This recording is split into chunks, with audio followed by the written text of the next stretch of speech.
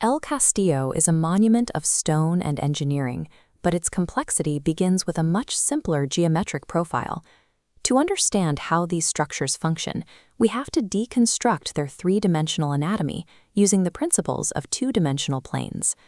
On a single mathematical plane, we plot 4 points, B, C, D, and E, defining a square base. To shift into the third dimension, we introduce point A, hovering above the plane. Drawing lines from this point down to each vertex establishes the spatial frame. This creates a space pyramid.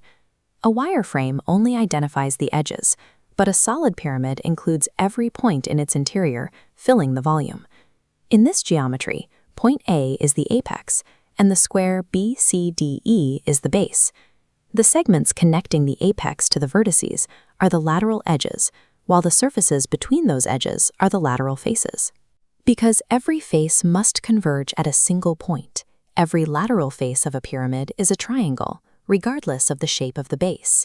To measure its vertical reach, we use the altitude, a line segment dropped from the apex that meets the base plane at a perfect 90-degree angle. The entire structure is defined by the relationship between that single hovering point and the two-dimensional polygon resting below it. Calculating the dimensions of these solids is most efficient when dealing with a regular pyramid, which must satisfy two specific conditions. First, the base must be a regular polygon, meaning all its sides and angles are identical. Second, every lateral edge running from the base to the apex must be congruent. These conditions ensure that every lateral face is an identical isosceles triangle. If we isolate one of these faces, we can identify a measurement used strictly for surface calculations. The altitude of this triangular face is the slant height, represented by the letter L. Now, let's look back at the pyramid's internal altitude, h, which drops through the center of the solid. We can connect these two measurements by drawing the apothem, A, which runs along the base from the center to the midpoint of a side. The altitude, apothem, and slant height form a right triangle inside the pyramid. Theorem 9.2.1 identifies this internal triangle as the functional link for all regular pyramid calculations.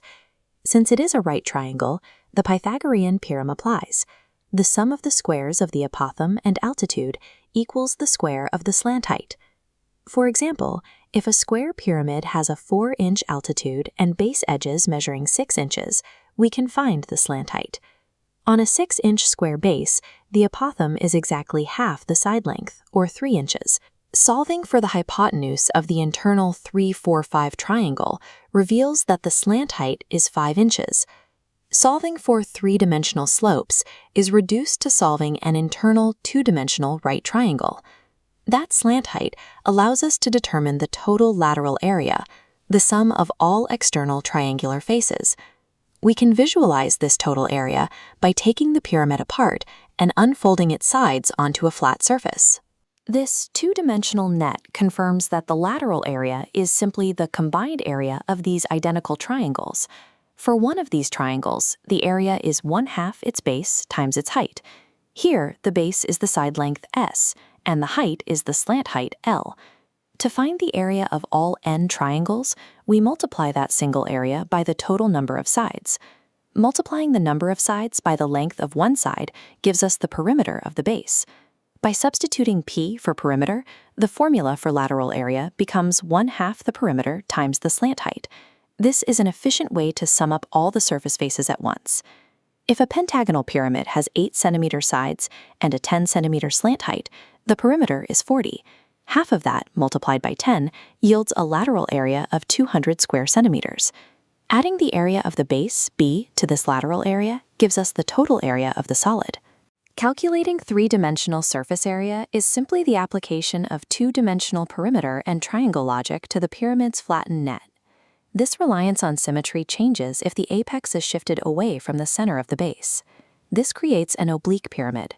Because the apex is off-center, the lateral edges and faces are no longer congruent.